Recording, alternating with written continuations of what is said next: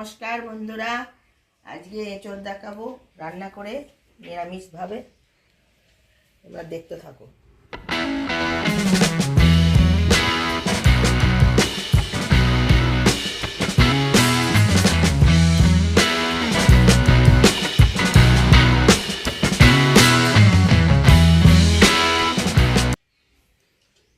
এঁচড়টা হাতে আটা লেগে যাবে, তাই জন্য একটু তেল মাখিয়ে নিচ্ছি।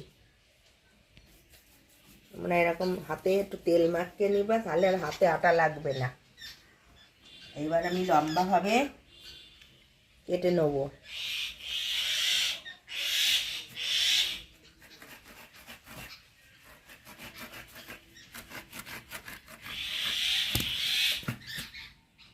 দেখো আটা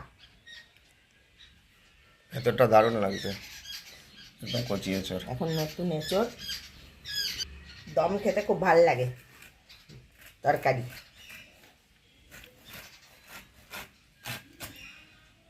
ছোটো করে কেটে একটু জলের মধ্যে দিয়ে দেবো, তাহলে আঠাগুলো খানিকটা চলে যাবে।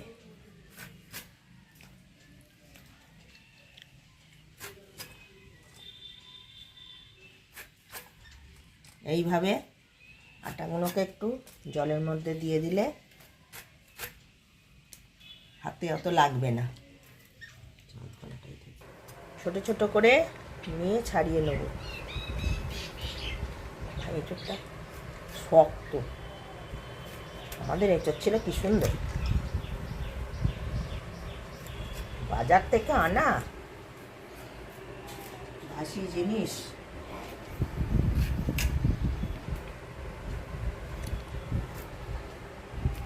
আর ইয়ে হবে, কষো কষো লাগবে খেতে। সামনে এই জায়গাটা বাদ দিয়ে নিলাম।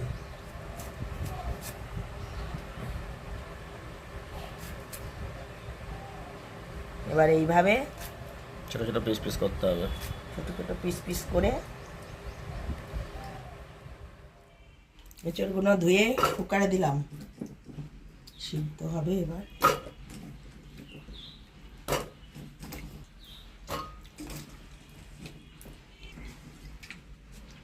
জল দিয়ে দিলাম,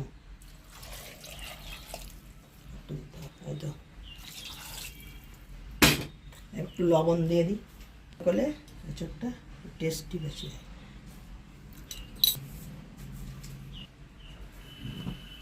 পেঁয়াজটা ঢেলে দিলাম,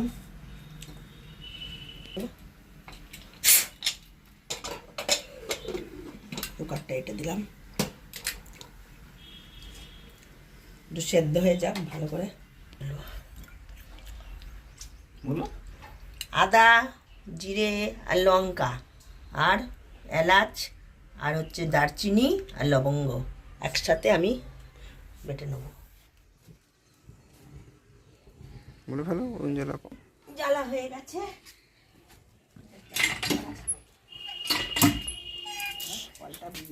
সরঞ্জাম রেডি করা হয়ে গেছে। এখানে কড়া চাপিয়ে দিলাম,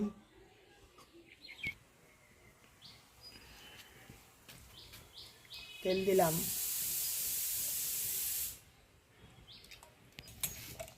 এঁচড় সিদ্ধ হয়ে গেছে।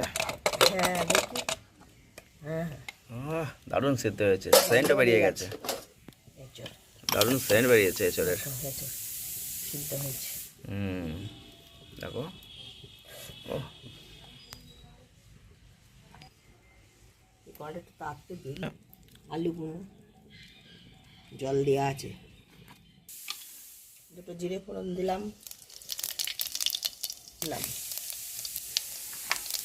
লঙ্কা দিলাম,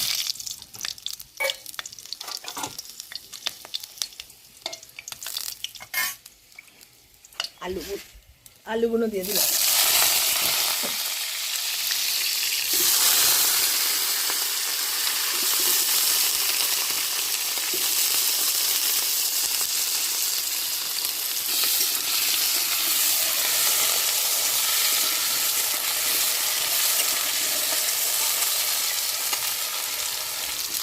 আলুগুলোটা ভেজে নেবো। এখানে জল ছেঁকে নিলাম, একটু লবণ দিয়ে দিলাম আলুতে, এর মধ্যে মশলা দিয়ে দিলাম।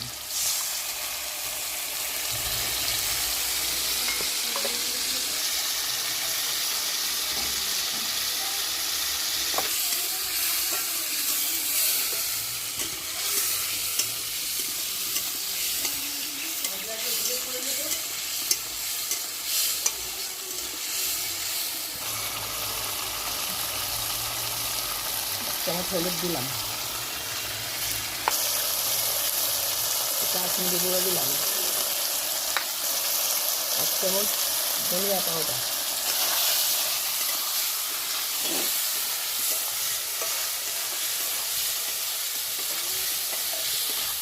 এবার টমেটোর পেস্ট দিয়ে দিলাম।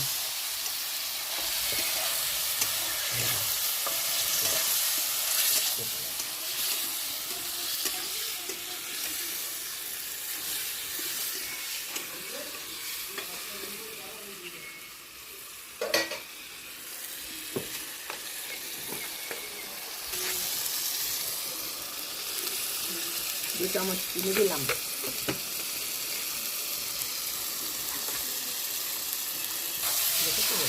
সুন্দর কালারটা এসেছে।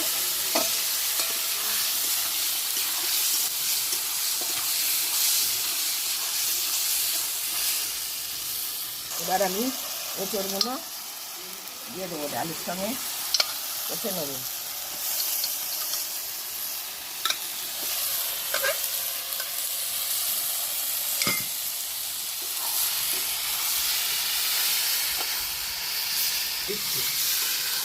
বড্ড কেটে যাচ্ছে, পুড়ে গেল।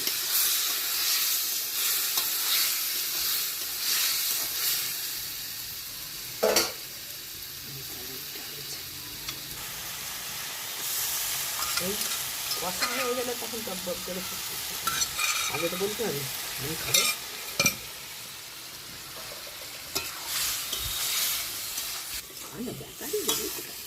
মত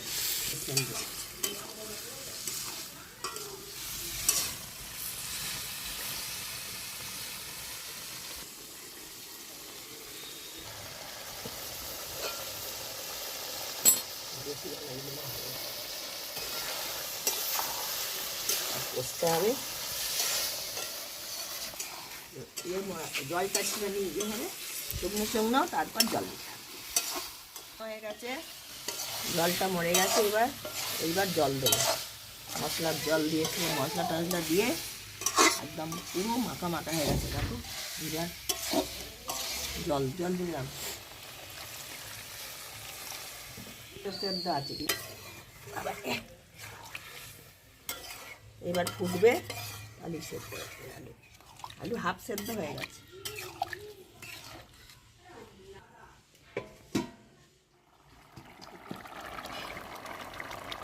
টকবক করে ফুটছে আমাদের এঁচোড়, নিরামিষ এঁচোড় রেসিপি একদম রেডি, প্রায় হতে চললো। আর কাঠের জালে রান্না দারুণ স্বাদ, বললে হবে না, আলাদা টেস্টি ভাবটাই আলাদা।